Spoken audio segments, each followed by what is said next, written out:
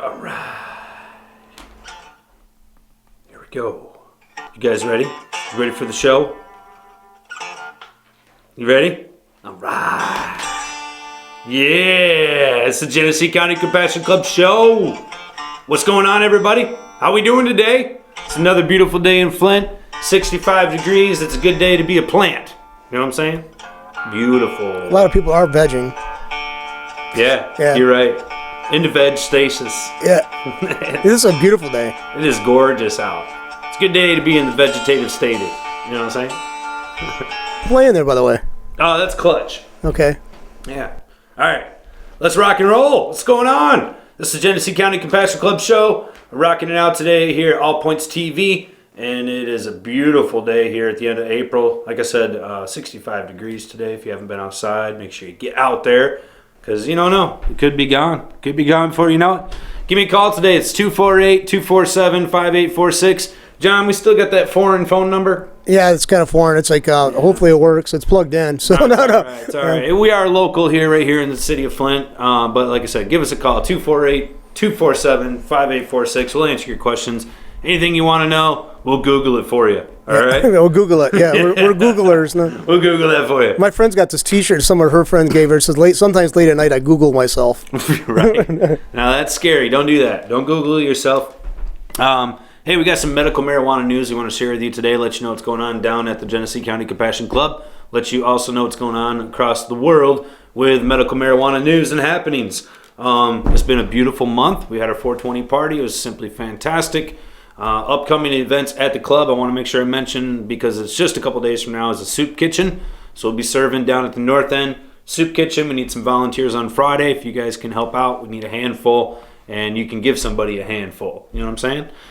We appreciate being able to do that, and thank you, Mr. Matt. You rock it. All right. You guys get fed and get to be a part of the action. That's on Friday, so don't miss out on that. What's on the menu? I don't know what's on the menu. I was going to say, I might show up. It's just down the road from my house. You should show up, John. We'd love to have you. Yeah, it's like, yeah, it'd be cool. I'll give a hand to do that. They can be like, oh, you're the man behind the camera. What time is it again? You're the mystery man. Yeah. Usually start get down there about 2 o'clock. Okay. And they serve it 4 to 5. So I could probably still do that because, I mean, I have a couple of shows going up at 12, around 12 and a little bit after that, but I might be able to make it. Scoot on down. We'll be glad to have you. All right, other things we got going on. We got our testing unit rocking. Guys, you know that we had our first cup, or not our first cup, our first 420 cup that went off like huge, and that rocked. But our testing machine now is smoking. I mean, it's like a 1 hour photo booth. I mean, maybe not quite that fast, but pretty damn close. The guys over there, Sean and Jason, they got that thing rocking, and it bust them out quicker than snot. I was blown away. I won't hold them to exactly how long it took, but it was quick. So no bullshit. That's real good stuff. You guys get your results fast, and it's kind of nice. I mean, you could literally go over there, drop your results off, or drop your sample off, walk over to the club, do your thing, get a cup of coffee, and then come back over and, could be done. Is the schedule of fees listed somewhere? Yeah. If you go to the lab over next door at the Ed Center, we got the fees over there. Sean and Jason will take care of you. Let you know what the different options are as far as what you can test for. Maybe you've got different material. Maybe it's concentrate. Maybe it's edible. Maybe it's topical. Who knows? But we can break it down and make it work. And sometimes it takes a little bit of tweaking here and there. But the guys over there, they know exactly what to do to make that happen. So just talk to them and they'll get you hooked up. I mean, it's the more stuff you want to test, obviously, we're going to try to cut you a deal and make it affordable. I mean, that's what we do. So. And also, if somebody check the sample out and there's something missing, could they be alerted to that? Maybe be able to redeem the crop, that something particular missing? crop? Yeah. You mean like THC? THC. Well, something like one of the things. It's gone. It's gone. It's none here. Because you got a hemp plant, not absolutely. a pot plant. I mean, I was actually working with a new grower just recently. Took their first sample in, had it tested, and the first batch came out at 8%. So, obviously, they had some work to do. The next batch came in at 13%. And then the next batch after that came in at 17. So it's kind of nice to be able to help direct the grower, let them know what is needed. You can't exactly say, well, you're low in this THC, so you need to add CalMag. I mean, it doesn't work like that.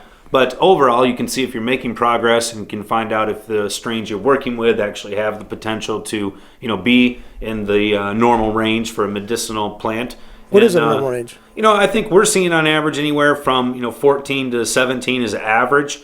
and anywhere between like 12 and 22 is the typical range. You get some that are lower, some that are higher occasionally, but And that depends on the strain again, right? it depends on the strain. And it's not always about the potency. Sometimes people will get hung up on how much is this, how much is that, and it also has to be considered the terpenes that are in there as well. So you can't just look at one part of the program. You got to look at the whole gamut. So, and I think most of our patients out there are beginning to learn that you do want to have it tested so you know exactly what you're working with, but you also have to take a look at the whole picture as well. So, good stuff. I also want to make sure I mention the Holistic Center. I cannot get out of my mind the deliciousness of that Monte Carlo. I mean, seriously, it's 2 waffles, raspberry jam, smoked ham from the farmer's market, some kind of cheese I can't pronounce. I mean, it's flipping amazing. And it's one of the selections over there. Have you guys tried out the natural juices yet? I mean, we're talking fresh, pressed, squeezed juice, nothing but juice, no additives, no nothing. And you can pick from a myriad of different fruits. Add in some vegetables if you want to get crazy, get healthy. And, you'd be amazed. If you take a carrot or some of these other types of vegetables and you press the juice out of them, the stuff that comes out it's almost like sugar water. It's amazingly sweet. And, sometimes you wouldn't think of that when you're dealing with vegetables. But so don't be afraid. Don't be afraid to get a little courageous. Start mixing it up. You can pick different fruits and veggies over there to make up your juice. And the amazing thing is not only do they taste awesome, but they are also incredibly healthy. I mean, you can literally feel a difference when you drink one of those. Within a half an hour, you're going to be feeling like, wow, I feel good. And it's not like one of those sort of like false energies, as I think of when it comes to like drinking a Monster or a Red Bull or something like that, where you're all amped up and sweating out and everything like that. No, this is like all natural. You feel good. You feel energized, like you just woke up from a nap or something. I mean, truly amazing. So, and you don't have to be a member to get this, though. No, anybody can go into the Holistic Center. It's open to the public. Of course, it's meant for our members, so that's why we have amazing deals and prices and stuff. But no, anybody can go over there and help themselves get an order. The ladies over there will hook you up, and they do a fantastic, amazing job. Or, of course, if you're in the club, you can simply order from where you are, and they'll bring it over to you. So, flipping sweet. All right. One more thing I wanted to mention about the club is the outdoor furniture. I mean, you guys had to walk past it to get in, right? But did you notice? You got some tables and chairs out there, and now that it's actually sunny and warm, you can really enjoy it. So take advantage of that. Thank you to the club for providing it, and we're glad to have it. So, all right. Was that in the front of the building, or? Well, I mean, our front is the back of the building. You know Okay. what I mean? So you have to kind of take that into consideration. But yeah, as you're walking into our doors, we've got some nice tables and chairs sitting out there. I think we've got some umbrellas coming. And once the weather gets nice, we'll be using them regularly. But we've got another set over by the Holistic Center, so if you want to have a nice little quiet area, you can do that too. I'm kind of torn because I really hear so much about it. I feel like compelled to go there, but I really don't have a need for medical marijuana. But I mean, it's just No, but I tell you what, you have a need for one of those Monte Cristo sandwiches. that sounds good. Yeah, it does sound Dude, good. I'm telling you, you will not get a better sandwich in the area, period. Okay, because Than at the Holistic Center. And it's not just, they got like 9 different ones to pick from, sandwiches, wraps, and all the ingredients are coming from the farmer's market. They're all natural, they're all organic, they're all healthy. There's a dearth of restaurants, and a lot of them are closing up and stuff around Flint. So you guys might be on the map soon because of that alone. I mean, that might be okay. I mean, honestly, big I money think cow it's for you. like one of the best uncovered treasures. Granted, it's brand new, so a lot of people don't know about it yet. But I think once the lunch crowd starts to find out about this place, it could be very busy. So you might branch out. I mean, this might be the cash cow for you guys.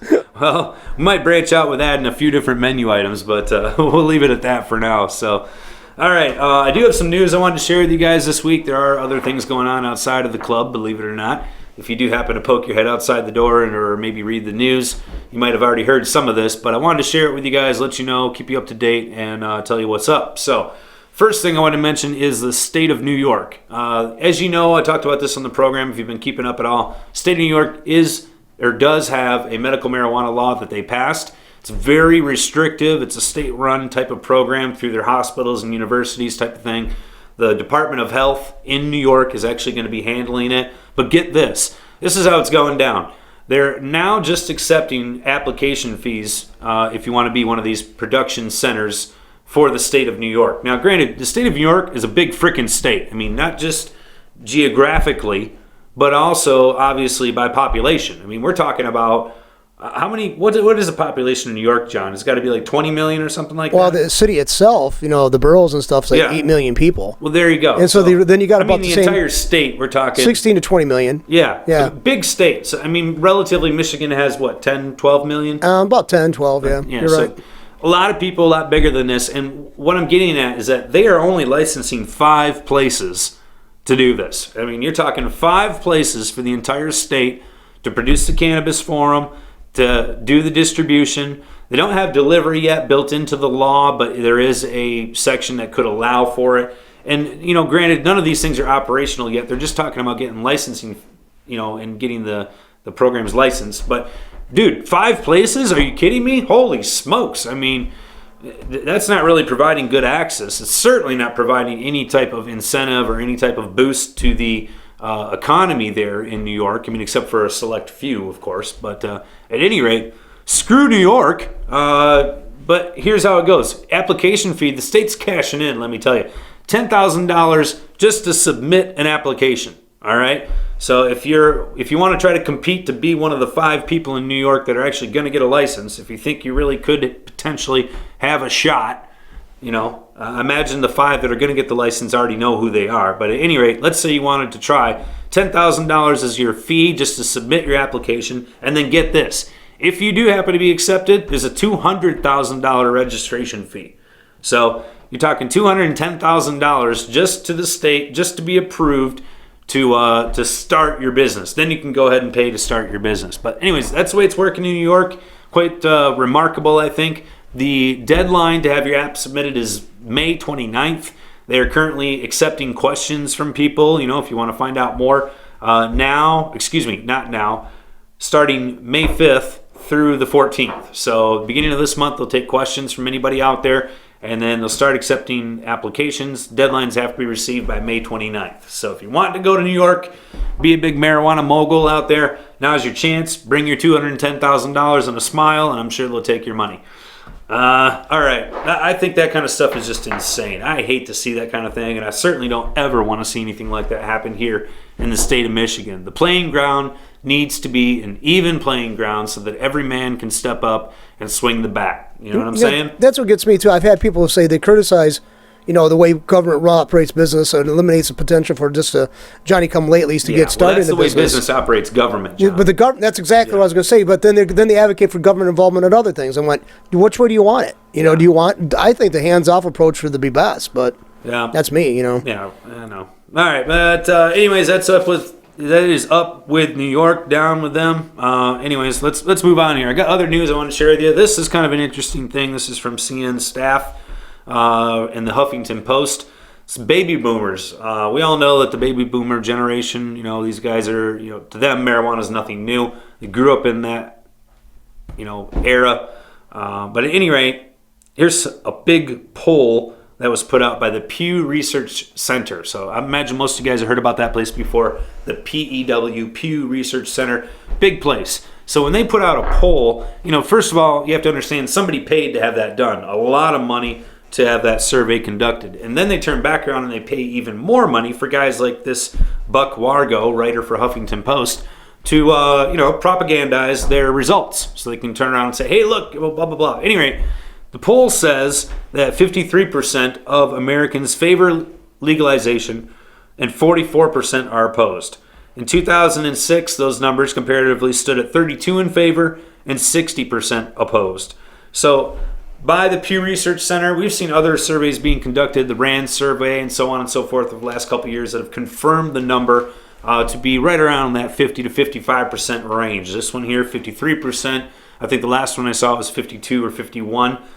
These surveys, do they really mean anything? No. I think a lot of times the person who actually picks up and answers the phone typically may represent an older generation, somebody who actually has time for that BS. And so you have to consider, the source of the people that are surveyed. But at any rate, at the end of the day, the number is still going up. I mean, more and more people are openly favoring cannabis in a legalized form. So we're not talking about medicinal or anything else. We're talking about straight up recreational for adult purpose.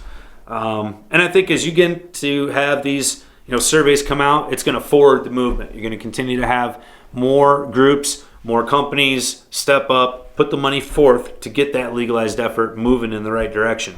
And that's just what we have to do, is we have to make sure it moves in the right direction. So again, everybody can step up and swing the bat, not just the few rich people that can afford to put this survey on. So, all right, let's move on and talk about some other stuff here. Illinois. Illinois, they have a medical program, but they can't seem to get their ducks in a row and getting it off the ground. Big fees down there as well, state-run program, blah, blah, blah. I mean, that's why these state-run programs are nightmares, is because, it's only for a select few, and it's just a big monopoly, if you ask me. But at any rate, what's up with Illinois is they have other stuff going on as far as decriminalizing.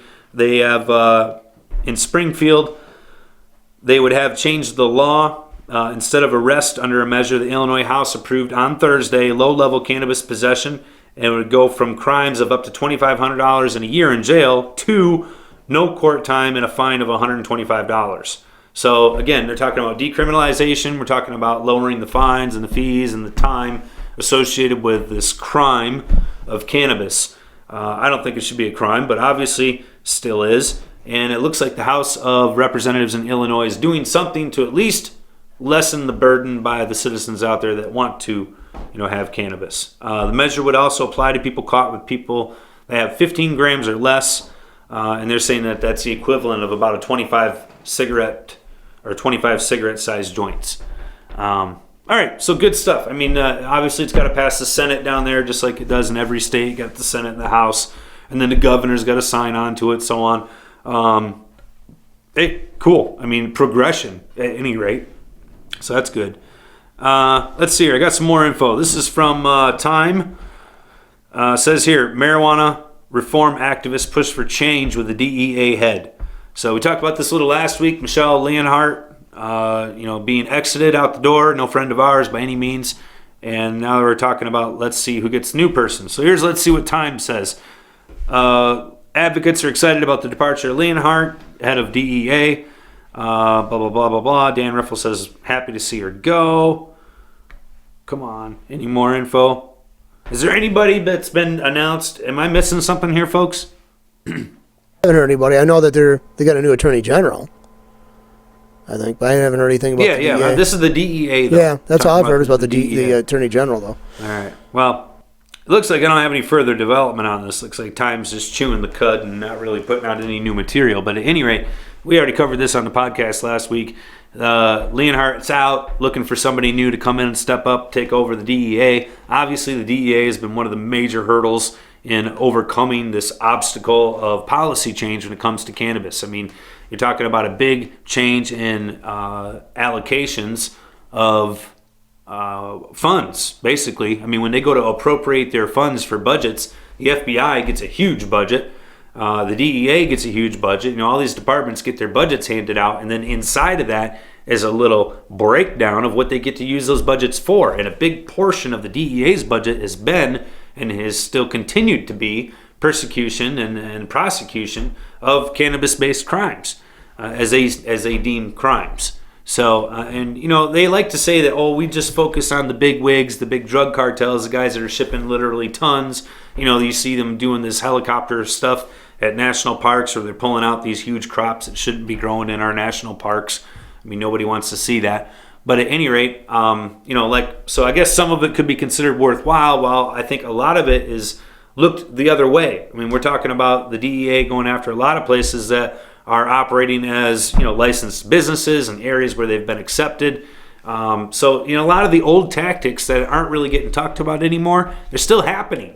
And we're still appropriating money to pursue those things. So I think it's a waste of resources. And the department of the DEA, and obviously the director of the DEA, has the ability to reallocate those, or at least to suggest to the people that are giving them the money, hey, we should do something different here. Maybe we should have a more pursuit of other types of crimes and less of this one that now seems to be a little bit more socially acceptable. So anyways, like when they talked about rescheduling marijuana, that's one of the things that Obama threw out there was, Congress would have to do something, or the DEA, blah, blah, blah. Of course, it's obviously his bag. He needs to do something. But, little cooperation from another policy head would definitely be helpful. So, all right. That's about it for the news. Let me see what else I got going on here, just in case there's anything else that's coming up. You guys have been airing a lot of shows. You might want to check it out if you have time on CNN. They got the Marijuana Profits, High Profits. That's a good program to check that out. There was another program that just came out recently on another major network. For the life of me, I can't remember which one it was, but it's talking about the different extracts and materials that are now being produced by professional labs in the cannabis industry. One of the ones that was mentioned is Steep Hill Laboratories, same group that's been working with Harborside Collective out in the Oakland, California area. These guys do testing for a lot of different places now, and now they're also in the extraction business. So they're working with critical extraction, CO2, and so on and so forth, and in developing and making new products. Terpene extraction, they're also doing, genetics storage, where basically they have thousands of strains in cold storage ready to be taken and sampled or grown or propagated at any point. So to me, it's all very exciting stuff, very new technology that's being put in place to help develop this as an industry. And, I think it's cool that we've got an independent business out there doing that on their own. It's not some government-run research project baloney. I mean, this is stuff that's going from research to shelf. And, I think that's good. I mean, the consumer has the ability to have it tested so they can ensure it's safe. They can have a monitoring of the dosage. And, you don't need to have a government body stepping in and doing that because the market itself is demanding it. Our patients now are becoming educated and they expect to have their product be presented in a professional manner, all the way down from the way that it's produced to the way that it's packaged. And we're seeing that. And so it's a legitimization of the industry. And I think that things like that, along with stuff like this Pew Research poll that we talked about, are just going to continue to propel this industry further.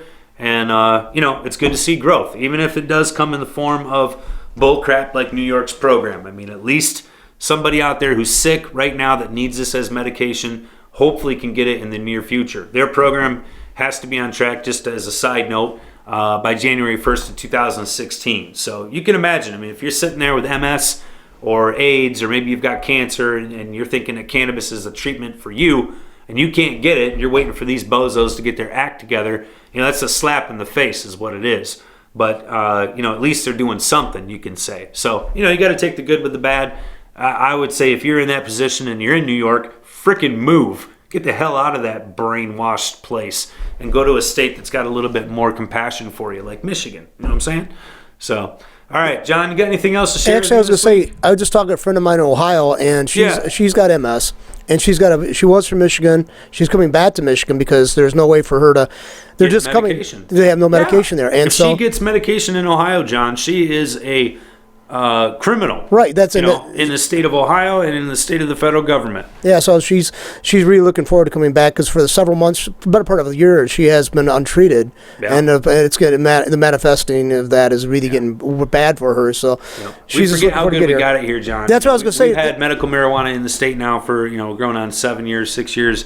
I mean, for those of us that have been able to, have that liberty now for a extended time period, you forget how good it is, and then you have to think about these other places like Ohio, where there's somebody sitting there right now who needs that medication, and they can't get it. I got a friend who lives in the Philippines. I talked to her online, and she actually told me they have a national program for it. It's one size fits all approach, but it's allowed. It's allowed in the Philippines, and she's a very conservative person politically and stuff. Because actually, the Philippines has an incredibly harsh drug policy. Right. She said they allow for it. That's what she told me. She said they allow for medical marijuana. If you get caught trafficking in the Philippines, I think we even covered that on the program here. You're going to be on death row. Yeah, good, but I thought that was compact. I mean, that shows. And I never was part of this movement at all, and it just covered. But actually, I'm taking pride in the fact that we're kind of advanced in other from comparison to other states around us. It's an eye opener. Yeah, it really is. Especially for folks that are just still getting into it, and then they find out that the things that they've been told, whether it be about the doctor or the media or whatever school they grew up in. You find out that not everything you were told was exactly right, and there's usually a little bit more truth than what meets the eye. So, the Transformers weren't that, far off. Well, see, I just think it's so weird, though, because marijuana, I heard people say they use it for this and that. I was dismissive of that when I saw the concrete evidence. But basically, I always It's easy to be dismissive. It's easy to be calloused to somebody that's saying, I need a substance. Right. You know what I mean? Because we hear that so much nowadays is, I need this, I need that. And, so we do get sort of jaded to it or apathetic to people's medicinal needs, especially medicinal ones, because we have so many products out there that you can easily just sort of shrug off and say, well, why don't you go get something for that? Right, just take a pill. And they're not. It's not available. And when how frustrating is that when you know it is available, but you just can't have it? I'm not available for you. Well, that's it. Besides, I see a lot of parallels as being a libertarian about, for gun ownership and other things, and the government infringement upon that. That's what I'm talking about. But also, by the way, the History Channel 2 also has some real good series on Vikings? 2 shows about no, they actually had some good shows about the prohibition of all these drugs. Oh yeah, some real the history of high or something like that. They actually have history on the History Channel. Yeah, except for ancient aliens and that conjecture crap. That's true. Yeah, that's really. But it's like. The ancient aliens. I mean, Giorgio Tsoukalos is like he's taken over the History Channel. So yeah. No, that's something else. But well, while you're not on the History Channel getting educated about aliens and other BS, tune into some real news and get yourself educated, because there's a lot of good stuff out there. So you can do that by sticking right here, All Points TV. You got a lot of other programs on here. You guys should check out their other podcasts from other places here in Flint. And it's always good to stay in tune with your community. But at any rate, thanks for staying in tune with me. I appreciate it. This has been the Genesee County Compassion Club show. You guys have an awesome week. Enjoy the weather, and I'll catch you here in a couple weeks right back here at All Points TV on the Genesee County Compassion Club show. Thank you. You have a great day. Peace.